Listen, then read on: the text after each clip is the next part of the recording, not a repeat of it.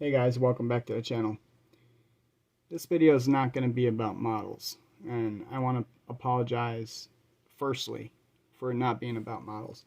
But I just want to show you guys, I want to share with you guys what I do and what my business is.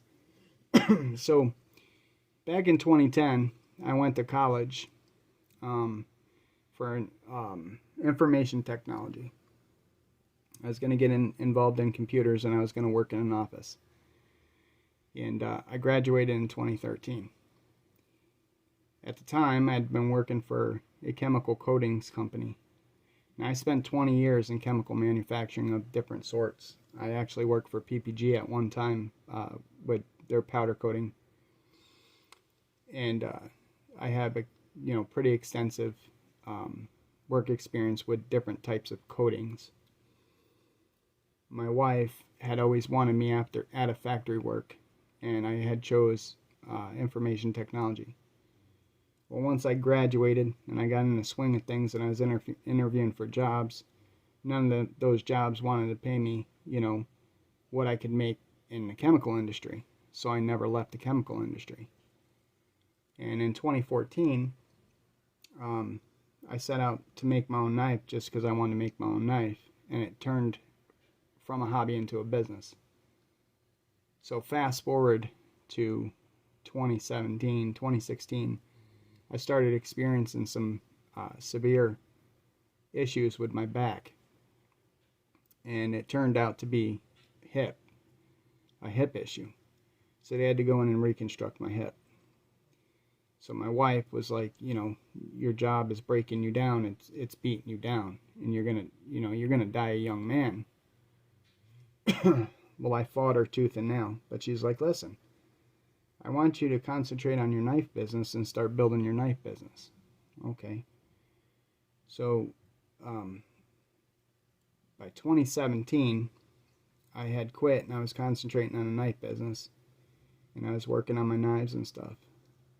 Now, by 2019, I had a heart attack.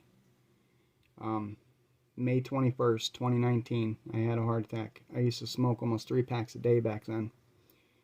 And that solidified it. My wife said, you are no longer going to be working in any kind of manufacturing facility.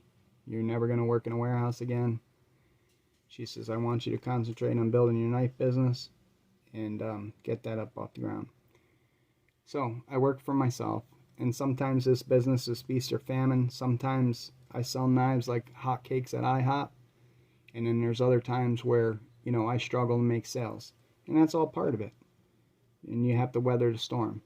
I'm blessed to have a good wife that has a really decent job, who cares enough about me, my sanity, and my health to allow me to work on my own projects.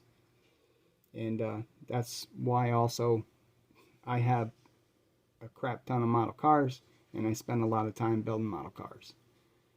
It's not that she allows me to. It's just that she knows that this is like a therapy for me, and this is why I do what I do. So let me show you a couple that I've worked on. So these are unheat treated, and there's still a lot of processes to go before they're an actual useful blade. This is just a blade blank right now. Now I cut this out today. This is one I call the Spirit of Kephart. It's about a 5.5 inch blade. This will have camphor burl handle scales on it for the customer. And yeah, so it's a very popular knife. I've sold a lot of these knives. So I've got to heat treat this up yet. Obviously I've got to grind it out and everything. So here's another one I worked on today, and here's an interesting story about this one.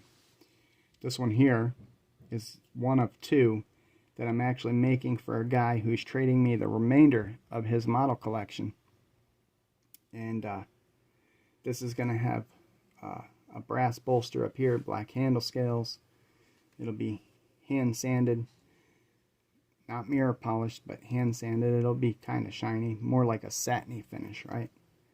Alright, so it's a nice drop point hunter.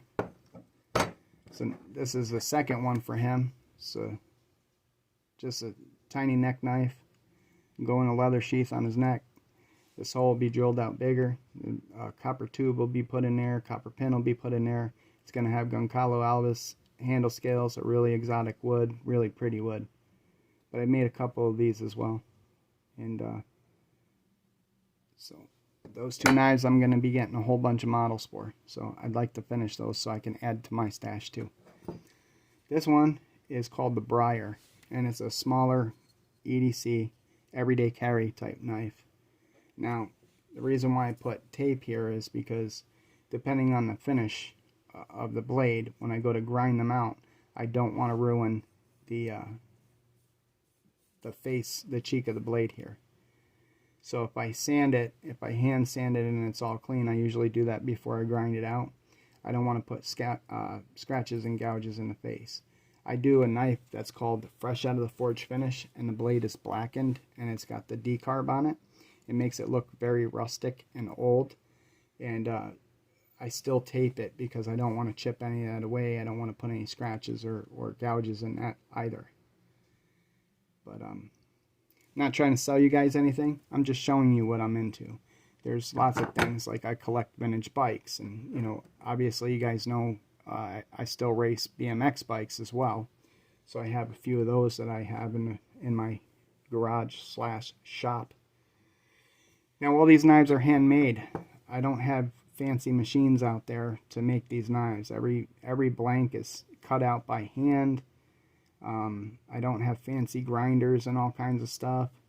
And a lot of people are shocked when they come in my shop and they see kind of how Spartan my shop is and the tools that I actually work with. And maybe one day I'll take you on a shop tour of that, and I'll show you how simple and basic it really is, and then some of the things I put out.